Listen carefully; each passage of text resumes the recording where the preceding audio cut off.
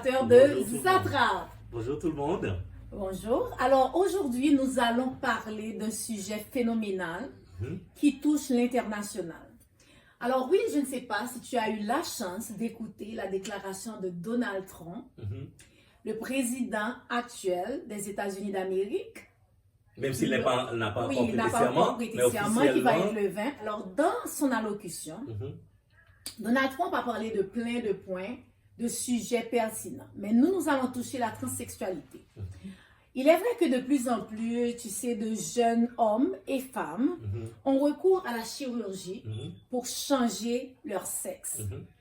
Ce phénomène qui influence de plus en plus nos jeunes en société n'est pas tout à fait compris dans son ensemble. C'est pour cela que nous sommes ici présents, Tout à fait. toi et moi.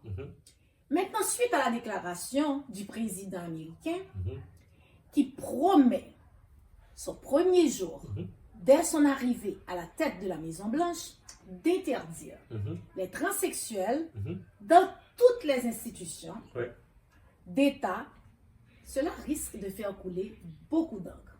Tu en conviens? En effet. De ce fait, Zatra, votre chaîne, votre communauté, dans sa mission de vous apporter de nouveaux angles de compréhension, lève le voile sur la transsexualité. Afin de mieux comprendre les causes à effet sur ce phénomène grandissant, Tout à fait. qui toutefois incompris peut bien perturber notre écosystème social et familial. Tout à fait vrai. Will, qu'est-ce que tu penses de la déclaration du président américain Donald Trump? Signerait des décrets pour mettre fin aux mutilations sexuelles des enfants, pour exclure les transgenres de l'armée et de nos écoles primaires, de nos collèges et de nos lycées.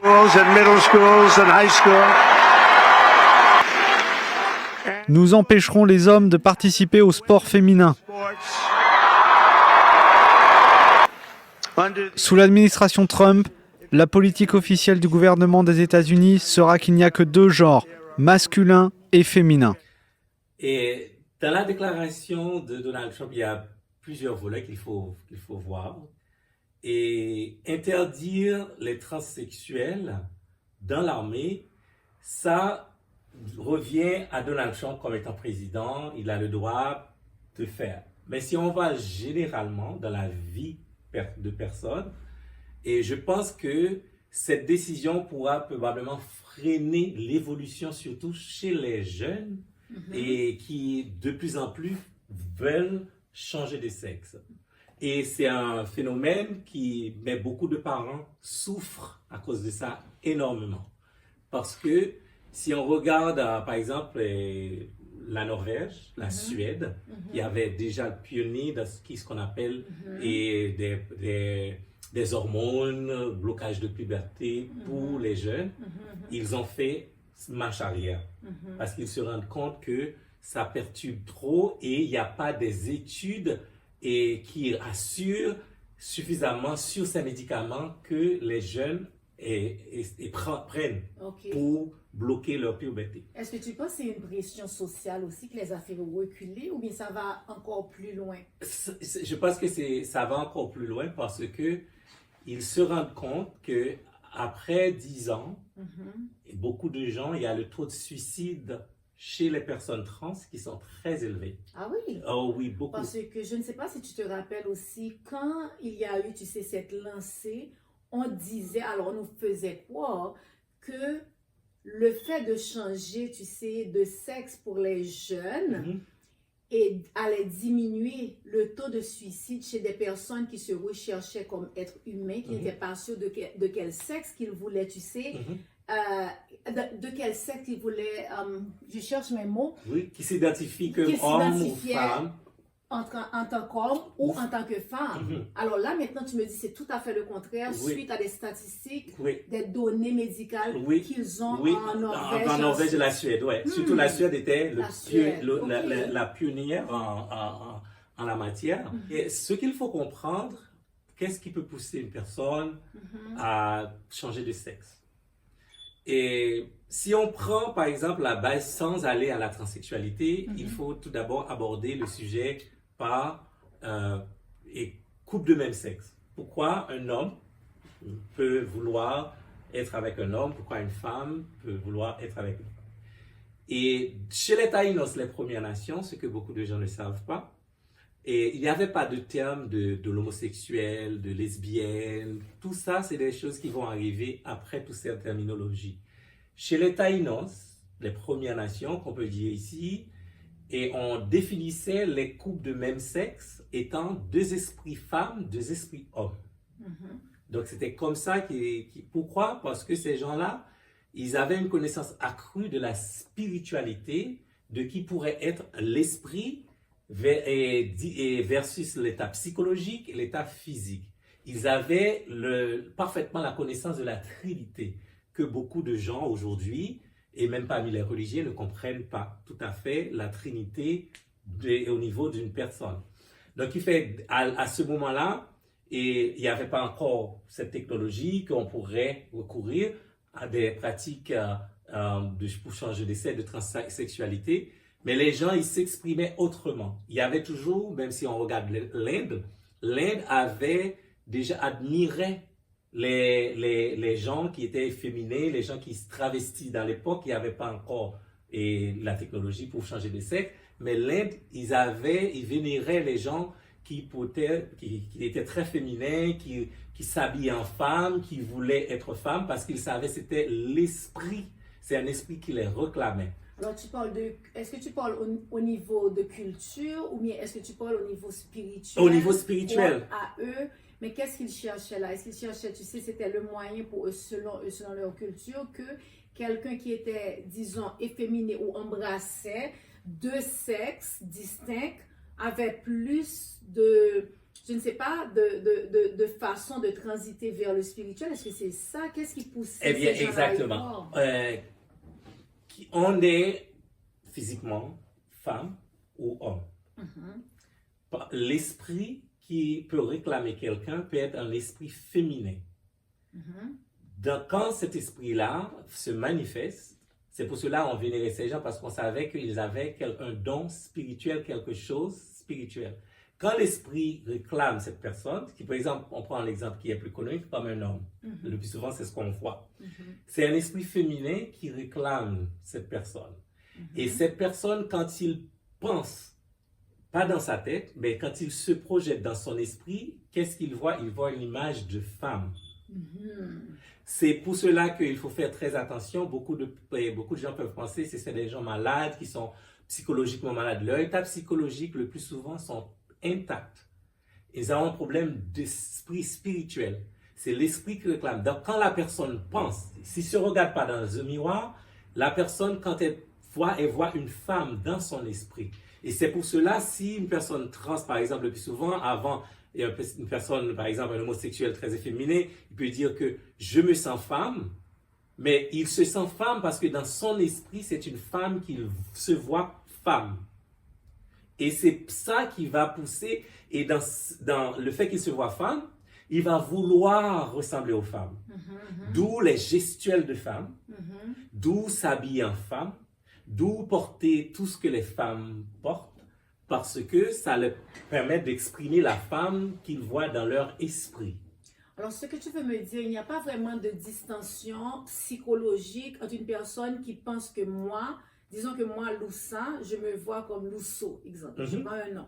C'est-à-dire que mon mental, je suis quelqu'un qui fonctionne à 100%. Mon intelligence n'est pas attaquée. Exactement. Je peux faire tout ce qu'une personne, entre guillemets, ce qu'on appelle dans les normes, une personne normale, hétéro, une personne hétéro, mais c'est juste que dans mon sphère spirituelle, je me vois comme un homme. Exactement, ou je me vois comme une femme. Alors, c'est pour ça que je me sens incompris, parce que je me dis, ok, c'est vrai que j'ai les attributs d'une femme avec les seins, etc. Tout à fait. Mais mon mental, ma façon de penser, de réagir, va à l'encontre du physique que j'ai. Tout à fait. Mais cette personne-là, comme être humain, comme on nous le vend aussi si bien, parce que moi, c'était aussi cette conception que j'avais, c'était un désordre et psychique. Parce que quand la personne écoute, tu regardes la personne, tu me regardes, tu vois, je suis une femme, et moi, je te dis, je suis convaincue d'être un homme. Je suis prête, tu sais, à te dire n'importe quoi, et puis là, moi, je te prends comme une personne malade. C'est-à-dire que tu as un problème,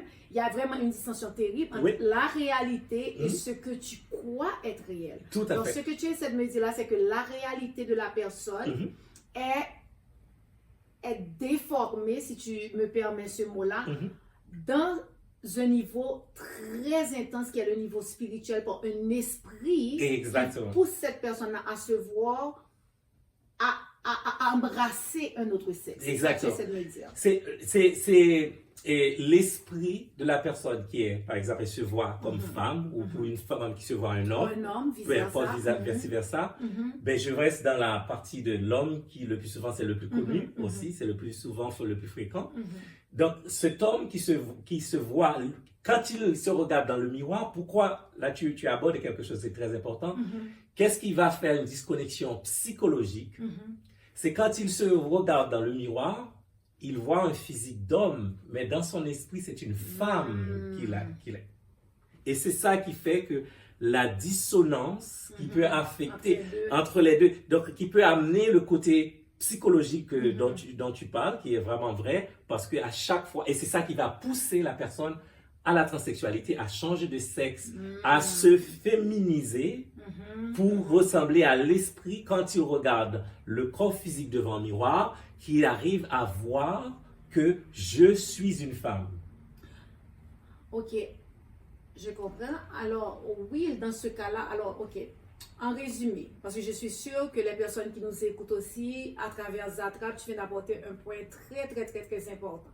Maintenant, on voit que, tu sais, la transsexualité est très spirituelle, est contrôlée par des esprits invisibles. C'est pour cela que plusieurs personnes ont de la difficulté à comprendre ce changement. Tout à fait. Mais aussi, ça peut affecter le psychique de la personne parce qu'elle ne se reconnaît pas, ne se sent pas à l'aise, parce que intérieurement, et c'est fort, hein, quand ton spirituel est touché, ton environnement psychique est touché aussi. Tout à fait. Tu te vois, tu veux agir, tu veux être en concordance avec l'esprit qui te maintient comme personne. Mais physiquement et ton environnement, les gens te perçoivent. Surtout la perception. La perception des gens que tu crois. Exactement. Et là, quand tu commences maintenant à vouloir, tu sais, t'aligner sur le spirituel, les gens te prennent comme un fou. Exactement, tout Alors, à fait. Maintenant, ma question là, c'est est-ce qu'il y a une solution? Ou bien comment nous, c'est quel outil qu'on peut se dire, nous, comment réagir face à des personnes comme ça? Parce que notre réalité, disons que nous sommes hétéros, etc., et qu'on soit pour ou contre, mais quand tu vois quelqu'un, que la personne te dit, moi, je suis femme, et que tu sais, ton œil, ta réalité, quand tu regardes la personne, tu vois que c'est un homme. Oui, exactement. Ah, mais c'est ça aussi, l'aspect social, qui va créer un tiraillement entre l'esprit et l'état psychologique. Parce que la personne, souvent un homme, vous allez voir porter des talons hauts, porter des robes, porter des perruques, et le stigma social, tout à coup, on va dire, mais c'est quoi qui lui arrive, cet homme? Cet homme n'est pas normal parce qu'il a l'apparence d'un homme. Il limite des femmes. On va voir qu'il y a quelqu'un qui limite des femmes. Mais lui, il n'est pas en train de limiter des femmes. Il est en train d'exprimer la femme qu'il voit dans son esprit. Ce qui est différent d'imiter des femmes. Mais étant donné que c'est un homme, il doit avoir la gestuelle de femme qui est dans son esprit. D'où la raison pour laquelle il va être très efféminé pour ressembler à la femme. Parce qu'on a la femme comme exemple. Et il a une femme aussi dans son esprit. Et c'est pour cela qu'on va voir les gestuels de femmes. On va voir comme porter des perruques pour ressembler à une femme parce qu'il veut exprimer la femme qui est dans son esprit. Et quand l'aspect social vient pour dire que, par exemple, mais non, vous êtes un homme, qu'est-ce que c'est ça? Ça vient perturber son état psychologique parce que lui, tout ce qu'il veut, il veut exprimer cette femme, mais aussi être considéré comme étant femme. Dans la société, on peut le comprendre aussi, les hétérosexuels qui peuvent ne pas vouloir prendre un homme pour une femme parce que, disons, la plupart des gens ne sont pas dans l'esprit de la personne qui veut se voir femme ou qui veut qui veut se transsexualiser pour devenir femme. Donc, d'où la raison pour laquelle souvent, après la chirurgie, c'est ce que la Suède voit, les gens qui se sont passés à cette étape, et ils arrivent à ne pas se sentir bien parce que, premièrement, l'esprit la femme qu'ils voient dans leur esprit, malgré tous ces changements, les transformations physiques, c'est toujours pas la même, égal. c'est pas égal. Donc, il fait qu'ils ne peuvent pas retourner en arrière. Aïe, aïe, aïe. Et puis, ça crée des problèmes psychologiques. Le suicide, pourquoi? Parce qu'il y a un gros taux de suicide que la Suède a enregistré à cause de ça. À ces transformations. À ces transformations. Qui sont irréversibles. Dans la plupart des cas, dès qu'on passe. Et cela, maintenant, la Norvège et la Suède, surtout la Suède, maintenant, qu'est-ce qu'ils veulent embarquer? C'est vous pouvez changer de nom sans avoir changé de sexe. Ça veut dire qu'ils essaient d'avoir une approche plus douce, je dirais, plus protectrice de la personne. Et ils disent maintenant, on va prendre une pause. Vous pouvez changer de sexe et de nom. Vous pouvez vous habiller comme vous voulez. Vous pouvez vous appeler Gisèle. Mais tout ce qui est... Mais ça existait déjà. Je ne pense pas que... Oui, parce que ça existait déjà. Oui, ça existait Oui, mais maintenant, tu sais, c'est le pas en arrière qu'ils sont en train de faire. Mais là, moi, tu sais, après la déclaration de Donald Trump et Will, ce que j'ai remarqué aussi, il a mis l'accent, et c'est là aussi qu'on doit le souligner, parce qu'il y a tellement des cas à problème qu'on a vécu récemment, quand je dis en termes de société à travers niveau et sur tous les continents, que tu as des psychologues, des psychiatres qui conseillent des parents, soi-disant que leurs jeunes enfants, quand je dis jeunes, des personnes en bas de 18 ans, qui sont vraiment pas majeurs, des mineurs, qui conseillent les parents, et on a eu des cas que toi tu as entendu de ton côté, moi j'ai une personne que je connais personnellement, et j'ai entendu des cas aussi, que toi comme parent, tu n'es pas habilité à prendre des décisions pour tes enfants. Non. Quand ton enfant vient te voir, je te donne un exemple, ton enfant vient te voir et te dit, maman, papa, écoute, je suis mal dans ma peau, j'évolue mal, j'ai des idées suicidaires, je ne m'accepte pas comme jeune et on ne m'accepte pas aussi dans l'école où j'évolue, que ce soit au secondaire, que ce soit au cégep, mais la plupart des cas que j'ai entendus, c'était des enfants du secondaire qui viennent te voir. Toi, tu n'es pas habilité à évaluer. Est-ce que ton enfant, c'est sûrement nous, à notre âge, on dirait culturellement aussi, c'est un passage, ok? Et tes parents allaient laisser faire. Mais il y a d'autres cultures qui font face à ces phénomènes-là. Les parents n'ont pas le temps. Ils travaillent pour supporter une famille, etc. Ils vont voir, tu sais, un professionnel de la santé. Le professionnel te dit, monsieur, madame, la meilleure chose pour votre enfant, c'est vraiment de l'écouter. Je vais l'évaluer pendant un laps de temps. Et pendant ce laps de temps, on te rencontre comme parent, on te dit, je suggère que ton enfant, premièrement, commence à prendre des blocages de puberté. Ton enfant se met ensuite sur le bistouri pour changer de sexe. Alors toi, comme parent, tu fais confiance à ces professionnels-là parce que tu te dis, écoute, psychologiquement parlant, j'ai peur de perdre ma fille, j'ai peur de perdre mon fils. Un parent qui prend une décision pareille suite à des conseils de professionnels avisés. Maintenant, des années après, ça c'est une histoire peut-être que je te l'ai déjà raconté, 22 ans après, tu as un enfant qui vient te dire, maman, à 13 ans, c'est vrai que je voulais changer de sexe. Maintenant, à 22 ans, je me suis rendu compte que c'est une décision que j'ai prise à la légère ou bien je ne comprenais pas qui je suis. Maintenant, après tous ces suivis-là, et cette personne est obligée d'être sur ces médicaments jusqu'à sa mort, et l'enfant te revient en te disant, maman, papa, pourquoi tu m'as laissé faire? Et finalement, l'enfant que tu ne voulais pas qui se suicide à 13-14 ans, se retrouve à te laisser une lettre et à se suicider à 22 ans. Tu fais un résumé parfait pour les parents qui sont démunis, qui ne savent absolument pas comment s'y prendre. Le problème, je le répète, le problème n'est pas psychologique. Il est un problème spirituel.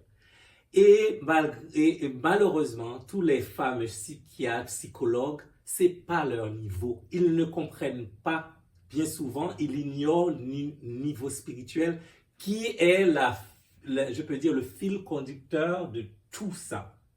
Et ce que je veux dire aux parents, c'est pour cela que les enfants qui commencent avant 18 ans, exactement l'âge auquel le plus souvent l'enfant va commencer à se reconnaître, à s'assumer, c'est 20-22. Et souvent, c'est là, le dommage, il est irréparable. Alors, c'est criminel, Will. Comment quelqu'un d'avisé, psychiatre et psychologue, tu sais, sachant que ton enfant a comment je peux dire ça, à un mental où il est en train de se chercher et tu proposes à des parents, tu sais, une chirurgie irréversible pour un mineur. Est-ce qu'il n'y a pas d'autres enjeux non dits Non, mais dans ces processus-là? Le psychiatre ou le psychologue, il fait un travail de psychologie. Et bien souvent, le problème n'est pas psychologique puisqu'il est spirituel. Il est dans un niveau plus élevé que le psychologue ou le psychiatre. Ouais. Parce que la personne qui veut aller, si tu lui parles, on va voir que c'est une personne qui sait, qui est bien dans sa peau, qui comprenne, qui est parfaitement équilibrée dans son état psychologique. Puisque le problème n'est pas psychologique. Et si vous allez dire, mais vous avez un problème mental, il va vous voir comme vous qui a un problème parce que vous n'arrivez pas à le comprendre. Parce que lui, dans son état psychologique, il sait qu'il est bien. Son problème n'est pas un état psychologique, n'est pas un déséquilibre psychologique, c'est un problème spirituel. Et dès lors, puisqu'il n'arrive pas à être compris, le plus souvent, que ce soit par des proches ou bien par des... C'est là, ça va créer des problèmes psychologiques qui peuvent le mettre dans la dépression en partant. Parce que lui, sait très bien que je ne suis pas... Il n'est pas fou, je ne suis pas fou, il va vous dire. Et puis que on persiste à le prendre, à le percevoir comme quelqu'un étant psychologiquement dérangé. C'est toute cette perception sociale parfois qui peut affecter la personne psychologiquement. D'où la raison pour laquelle les parents qui sont démunis, qui sont pris, le problème pour les parents, c'est pas aller voir un psychologue. Un psychologue ne va pas vraiment résoudre ce problème. La seule chose que vous pouvez, c'est encadrer votre enfant. Ça veut dire que les laisser s'exprimer, étant femme, porter des choses, mais sans avoir recours soit à des bloqueurs de puberté, dis-lui que de s'exprimer parce que je comprends, ça c'est le conseil que je peux vous donner aux parents, je comprends mon fils, je comprends ma fille que tu te sens femme, mais tu n'as pas besoin de changer de sexe, du moins pas pour longtemps, mais tu peux porter des robes si tu veux, laissez-le s'exprimer. Une fois que l'enfant s'exprime, à un moment donné, quand l'esprit s'exprime, parce qu'une personne qui a ça, l'esprit n'est pas là permanent, parce que la personne a son état psychologique. Alors ça, c'est important. Alors, ce que tu essaies de me dire Oui. là, c'est un passage des fois obligé, Oui. dépendamment de la personne. Tout à fait. Et dont on parle, de l'enfant, Oui. tu sais, du mineur. Oui. Alors, les parents n'ont pas besoin d'avoir peur de se dire, OK, si mon fils me dit, fils ou ma fille, mon enfant, alors, me dit, écoute, je veux changer de sexe et tu vois que c'est un mineur, c'est pas juste, oh my God, si je ne le fais pas, mon enfant va se tuer. C'est juste que tu es prêt à l'encadrer, mais des fois, on n'a pas les outils réels pour supporter ce genre de... Comment je peux dire ça? Ce genre de discussion avec ton enfant. Parce que c'est une culture que tout le monde a sa propre vérité. Il n'y a pas vraiment une vérité. Il n'y a pas une façon de voir. Tu te sens aussi démuni face à ce genre de situation comme parent. Alors, tu te dis, c'est quoi la meilleure façon, la meilleure option que j'ai? C'est toujours de faire recours à ces professionnels. Exactement. Et on le voit...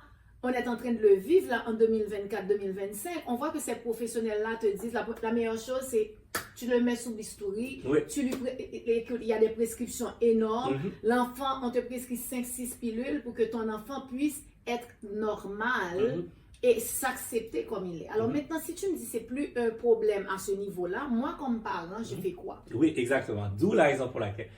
Et cependant, il faut dire, un psychiatre, un psychologue peut apporter des soutiens psychologiques à moyen terme, à court et moyen terme. Ils ne peuvent pas l'apporter à long terme puisqu'il ne s'agit pas d'un problème psychologique. Je répète, il s'agit d'un problème spirituel.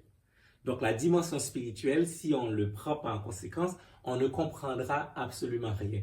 D'où la raison pour laquelle les parents peuvent avoir recours à des psychologues pour court à moyen terme, pour les aider, surtout pour retarder le processus de changement de sexe, c'est-à-dire laisser l'enfant s'exprimer, accepter que l'enfant, le parent doit dire, a des choses à dire à l'enfant. Et c'est vrai, je peux comprendre que tu te sens femme ou bien tu te sens homme. Exprime-toi, n'entame pas cette étape maintenant. Parce qu'un parent, par exemple, l'enfant, la pire chose qui peut pousser l'enfant, c'est les influences sociales. Les influences, parce que maintenant, que regarde avec l'internet, c'est la mode.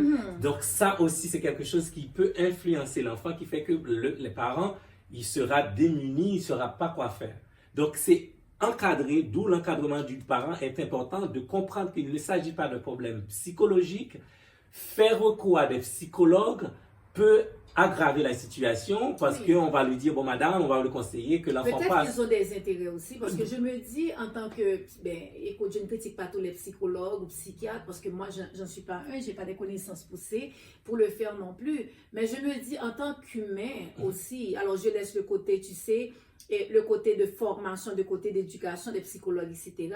Mais est-ce que, du point de vue humain, ok? Est-ce que c'est correct d'encourager les parents à prendre des décisions pour transformer catégoriquement, tu sais, le choix d'un mineur et tu sais que c'est irréversible? C'est vrai. Est-ce qu'il n'y a pas d'autre intérêt en jeu? J'aime ça parce que tu es parent et j'adore parce que je comprends et c'est pour cela cette émission, on va lever vraiment le voile sur tout ça pour vous décortiquer pour que vous puissiez mieux comprendre lorsque les parents qui nous regardent font face à ce genre de problème, soient en mesure de comprendre. Un psychologue, il ne fait pas un travail de la moralité. Il fait un travail de médecin. Il fait un travail de traitant. Donc, lui, tout ce qu'il cherche, il a besoin de se rassurer si l'état psychologique est correct. Donc, lui, la morale n'est pas là. Parce que c'est quelqu'un avant tout qui fait un métier. Il faut voir le côté métier professionnel. Donc, il n'est pas dans les sentiments. Donc, c'est pour cela que je trouve que cette émission apporte beaucoup de lumière aux parents qui font face à ce genre de phénomène pour les aider à comprendre. Alors, la leçon que tu me portes à tirer, Will, c'est en tant que parent, j'ai une responsabilité. Tout à fait. Ma responsabilité première, c'est de protéger mon enfant mineur. Tout à fait. Certes, je vais chercher, tu sais, les outils adéquats, que ce soit au niveau de médecin traitant, que ce soit un psychologue, que ce soit un psychiatre, que ce soit un ergothérapeute, name it. Mais la protection de mon enfant en tant qu'humain jusqu'à ce que il ou elle puisse se développer comme personne et se retrouver. Je ne peux pas, tu sais, m'enlever de l'équation et me dire, ah, j'ai des médecins qui sont là pour ça. On me dit d'aller à gauche, d'aller à droite, moi je vais y aller parce que, je me sens démunie. Exactement. Parce que, à la longue, comme je te l'ai dit tantôt, maman, à 22 ans, tu as ton enfant qui vient te voir pour te dire, maman, je ne peux plus revenir en arrière. Exactement. Maintenant, je ne me sens plus femme. C'est vrai qu'à 12-13 ans, c'était à la mode. Et c'est dans la tête, c'était vraiment, Je me sentais incompris. C'est pour cela que je poussais et j'avais des supports, tu sais, qui me disaient, oui, tu étais dans ton bon moment. C'est vrai que tu dois être femme et maintenant à 22 ans, je vais retourner en arrière. Je ne peux plus. Exactement. Alors, c'est de prendre nos responsabilités comme parents. Comme parent d'abord. Le parent, il doit savoir que vous ne pourrez pas laisser toute votre responsabilité entre les mains d'un professionnel qui fait son travail. Son travail de psychologue, son travail de psychiatre, c'est rassurer que l'état psychologique de l'enfant est aligné. Donc, mais vous, parents, c'est pour cela que je trouve que cette émission est vraiment pertinente. Ça va aider aux parents de savoir, vous faites affaire à un problème spirituel qui n'est pas un problème psychologique.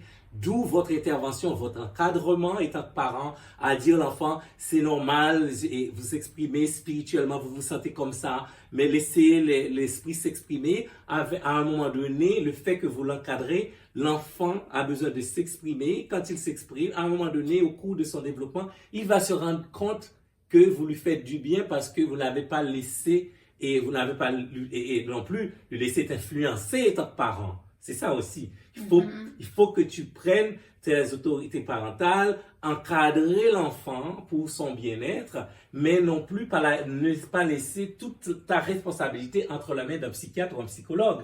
Parce que lui, son travail, c'est d'évaluer, de regarder est-ce que tout va bien, et puis par la suite prescrit. C'est comme quand tu as un enfant aussi que tu vas à l'école. C'est vrai que tu as des professeurs, etc., qui apprennent. Leur responsabilité première, c'est d'apprendre à ton enfant les matières pédagogiques. Tout à fait. Mais éducation d'un enfant, tu ne peux pas dire, oh, tu sais quoi, mon enfant, je l'inscris dans l'une des meilleures écoles qui soit, et que moi, je me lave les mains, j'ai pas de temps pour ça, etc. C'est-à-dire que même au niveau social et psychologique, le rôle d'un parent est important. Parce que sinon, tu vas te retrouver des années en arrière avec des remords incroyables. Un enfant qui est brisé. Parce qu'il avait une pression sociale de ses pairs, de son environnement ou même au niveau spirituel, qui aurait pu se traiter au niveau spirituel, mais comme c'est de l'invisible qu'on est en train de parler, c'est un sujet peut-être qu'on va toucher après, mais on a essayé de trouver une action, une solution qui est physiologique, je peux dire. Oui. Et puis là, maintenant, au bout d'un moment, c'est plus palpable, c'est plus faisable et c'est plus ce que la personne recherchait. Tout à fait. Alors là, on se retrouve avec un être qui est brisé. Complètement. Complètement parce que, et de toute façon, une fois que vous ne pourrez jamais, et dans votre corps, exprimer l'esprit. Parce que vous voyez une femme, mais vous ne voyez pas son physique, vous ne voyez pas ses seins, vous ne voyez pas, on voit pas, c'est pas comme on voit ça, on voit une femme qui se présente. L'esprit se sent femme, c'est un esprit de femme. Donc physiquement, par mon corps d'homme, je ne pourrais jamais, en aucun cas, même malgré l'esprit, exprimer ce que je vois dans mon esprit. C'est pas possible. C'est d'où la raison pour laquelle, chez les Taïnos, ces gens-là s'exprimaient, même en Inde aussi, à s'habiller comme femme, à mettre tout ce qui est des femmes, quand cet esprit est là. Parce que cet esprit est passager. On peut le rendre, quand on veut le rendre permanent, par l'effet social, par surtout l'influence. L'influence qu'on a, on va le rendre, mais l'esprit n'est pas là tout le temps. C'est un esprit qui vient, passager, s'exprimer et partir. C'est pour cela que l'esprit, l'état psychologique de la personne n'a rien à voir à ce qu'il vit dans son esprit. Mais Will, est-ce que tu dirais aussi qu'il y a une perversité collective qui est en train de s'établir aussi pour détruire ce qu'on entend comme famille? Parce que le point de vue que tu es en train de soulever, ça me fait penser à autre chose. Oui, c'est vrai que le voir sur le plan spirituel, ça a beaucoup de sens, etc. Mais est-ce que finalement, les personnes qui pratiquent dans ce type de schéma, sachant pertinemment qu'ils suggèrent des choses qui à long terme n'est pas vrai, parce qu'ils ont les statistiques comme toi, tu viens de le souligner, que non, le taux de jeunes qui se suicident est supérieur après ce type d'opération qu'avant, tandis que vous semez la peur dès le début parce qu'un jeune se sent incompris et vous savez que c'est un état passager, mais est-ce qu'il n'y a pas le mot que je cherche, je n'arrive pas à le trouver, mais est-ce qu'il n'y a pas une genre de perversité. De perversité collective pour dire, ok, tu sais quoi, le fait de le faire, premièrement, ça va perturber les familles dans le futur, ça c'est un point aussi. Deuxièmement, est-ce qu'il n'y a pas, tu sais, des avantages qu'ils ont au niveau des médicaments qui sont prescrits, qu'ils ont au niveau, tu sais, des soins, parce que un enfant qui est sur des hormones, ok, des blocages collectifs sont là pendant des et des années. Maintenant, la question à se poser, qui en bénéficie? Oui, tout à fait. J'aime ce côté et disons la partie... à qui cela en profite? Moi, c'est la ça partie question. à qui ça profite. Exactement. Et c'est vrai, par exemple, il y a des calculs qui ont été faits. Par exemple, si on prend quelqu'un sur des bloqueurs de puberté, de très jeune âge, oui, 13-14 ans, jusqu'à 50, si la personne arrive à vivre 50-60, parce que les effets secondaires des hormones de puberté sont très graves, et ce qui aussi chamboule l'état psychologique, puisqu'il s'agit de drogues très dures qui transforment le corps. C'est des drogues qui changent l'ADN, qui changent les hormones. Donc, ça va vous affecter psychologiquement, ça va vous affecter votre mental aussi. Donc, il fait qu'on calcule, et il faut savoir que les psychiatres, les psychologues, les chirurgiens, les pharmaceutiques, ils sont dans les affaires. Il ne faut pas se leurrer, ils sont là pour faire de l'argent, ce n'est pas de la charité. Donc, il faut comprendre que le médecin qui va suivre, il est payé. Il faut savoir que les hormones de puberté, même s'ils sont couverts par l'État, ça coûte cher. Ça coûte cher. Aïe, de 13 à 60 ans, tu me dis, si on fait un calcul rapide. On fait un calcul rapide, on trouve qu'on peut gagner environ 1 million à 1,5 million en médicaments.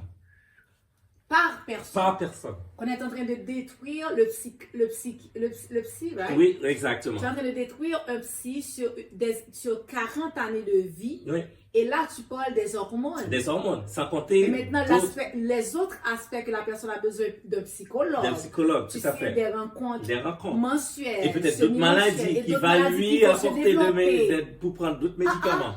Oui, c'est pour cela que je trouve cette émission, vraiment, c'est une émission très importante pour aider les familles à comprendre et ne pas se laisser bousculer parce qu'ils ont un diagnostic psychiatre, psychologue.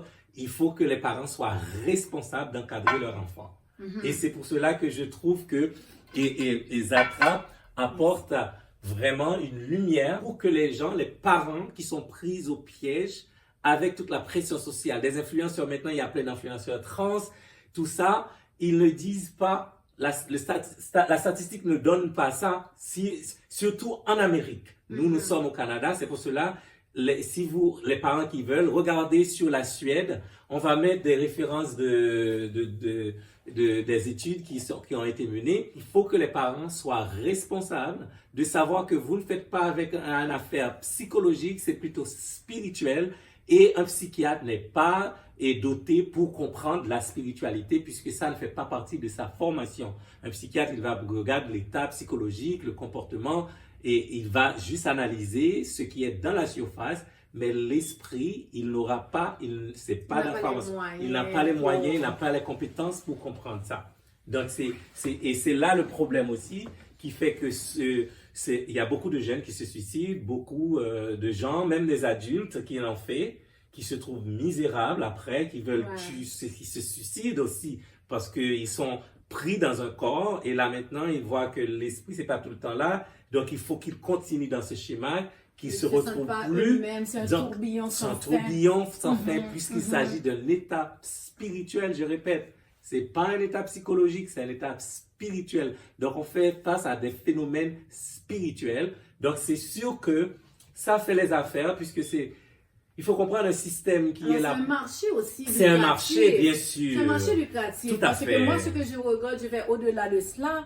Tu as un enfant, un être, que tu gardes 40 ans et plus, tu lui prescris tout type de médicaments et il y a d'autres maladies qui vont se développer. Écoute, il nécessite encore d'autres médicaments. L'argent est fait. Donc c'est un laboratoire, c'est un marché, c'est une pharmacie ambulante pour il faut voir ça l'aspect aussi de tout ce qui est médical. Il faut voir l'aspect lucratif.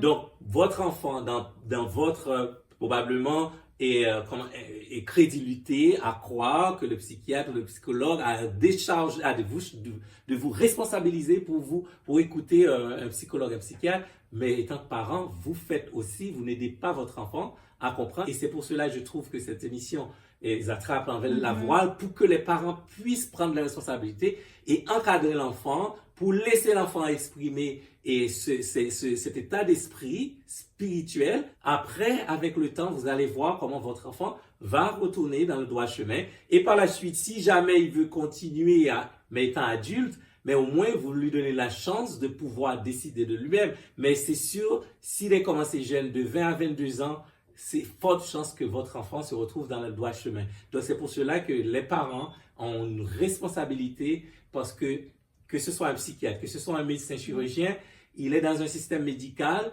il fait le travail, il fait son travail. Donc il faut comprendre, il ne fait pas de la charité, il fait son travail. Donc vous ne pouvez pas laisser toutes ces responsabilités au psychiatre ou au chirurgien. Étant parent, vous avez votre autorité, vous avez votre bonne science, votre responsabilité étant parent à encadrer votre enfant. Et ce que Donald Trump dit, c'est pas un problème de trans, mais c'est avant que ça arrive. Parce qu'il y a beaucoup de gens trans adultes qui sont très malheureux, qui se suicident aussi parce que vivent dans ce corps qu'ils pensaient, qu'ils croyaient était bien, avec le temps, ils se rendent compte, non, les effets des médicaments, les hormones qui changent. Tout ça, c'est quelque chose que, en tant que parent, avant de laisser que votre enfant passe ou commencez même à prendre des bloqueurs de puberté, vous avez votre responsabilité. Parfait. Alors, c'est ça. Merci, Will, qu'on ait eu cette discussion-là parce que je pense que c'était important. Vu, c'est une déclaration récente et prochainement, le 20 de ce mois, Donald Trump va prêter serment et être président des États-Unis d'Amérique. Et il l'a dit, il l'a répété, il l'a souligné. C'est un des points forts, de sa campagne. De sa campagne, oui. Et deuxièmement, il veut le premier jour Oui. vraiment l'instituer. Oui. Alors, c'est vrai que ça va faire couler beaucoup d'encre, ça va faire parler beaucoup et nous n'allons pas rester les bras croisés. C'est pour cela que nous nous sommes dit, c'est un point à soulever avec vous dans notre petite communauté de Zatrap pour vous apporter un autre angle, de compréhension, comme tu aimes bien le dire, oui. de compréhension pour vous assister, pour vous faire réfléchir. Oui. Parce qu'il y a les dits et les non-dits toujours, quel que soit le sujet qu'on touche. Tout à fait. Non, parce que je suis sous traitement hormonal depuis 7 ans, que j'ai plus d'ovaires, que j'ai plus de production hormonale, j'ai des poils, j'ai plus de seins. Donc c'est clair que tout laisse à penser que je suis un homme. L'histoire de Léa, c'est celle de beaucoup d'autres détransitionneuses. Mal-être, rejet de son corps, dysphorie. La jeune femme se croit garçon et pense qu'un torse plat la soulagera. Elle subit alors une double mammectomie. Au lendemain de l'intervention, sa santé mentale se dégrade brutalement. Ces transformations, Léa n'en avait pas mesuré les conséquences à l'époque, alors qu'elle avait pourtant 25 ans au moment de prendre cette décision. 7 ans après, elle regrette les dommages irréversibles qu'elle s'est elle-même infligés. Une fois que vous avez retiré votre production hormonale, vous ne pouvez pas vivre sans production hormonale. Donc vous êtes obligé d'être sous substitution hormonale, que ça soit féminine ou masculine. Je ne peux pas arrêter la testostérone. En même temps, je ne sais pas non plus qu'est-ce que ça va me faire au niveau de ma psyché, au niveau de mon physique. On n'a aucune étude, on ne sait pas. Je ne sais pas comment je vais vieillir, je ne sais pas comment mon cœur, mon foie, mes reins vont vieillir, je ne sais pas. Je ne sais pas. Je ne sais pas non plus vous dire à quel point j'ai réduit mon espérance de vie, par exemple. Je ne peux pas vous le dire. Je n'en sais rien.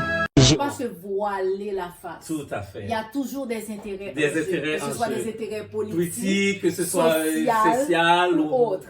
Monétaire, économique. Ouais. Alors, c'est ça, on voulait vous en parler. Et puis aussi, s'ils ont besoin de nous contacter, on peut laisser un email. Comme ça, si vous avez des questions, s'il y a des parents qui sont pris au piège, qui ne savent pas comment, qui veulent nous contacter pour demander des conseils. Nous ne sommes pas des psychologues, mais c'est la partie spirituelle. On peut vous aider à encadrer, à comprendre mieux. Donc, notre job n'est pas vous encadrer psychologiquement comme psychiatre, mais vous aider quand même avec Zatrap à comprendre l'état spirituel. Et vous référez aussi à des personnes qui pourraient vous supporter sur ce plan-là. Sur ce plan-là. Alors, le courriel de votre show, de Zatrap, c'est Zatrap Show, ZATRAPSHOW. Et puis, on va le mettre dans le commercial gmail.com. Et on va l'écrire Alors, aussi. on va l'écrire, vous allez le voir dérouler. Alors, ça nous a fait plaisir à Will et à moi de vous parler dans votre salon, derrière vos téléviseurs, vos tablettes, vos smartphones, etc. Et n'hésitez pas à vous abonner. Soyez des nôtres pour le prochain épisode. Tout à fait. Toujours vous apporter de la lumière. Percutant et avec des angles de compréhension différentes, approche vraiment qui va vous permettre de mieux saisir, de tout cerner et vous continuer dans la lumière. Exactement. Alors, à la prochaine. On vous aime tous. À bientôt. À bientôt.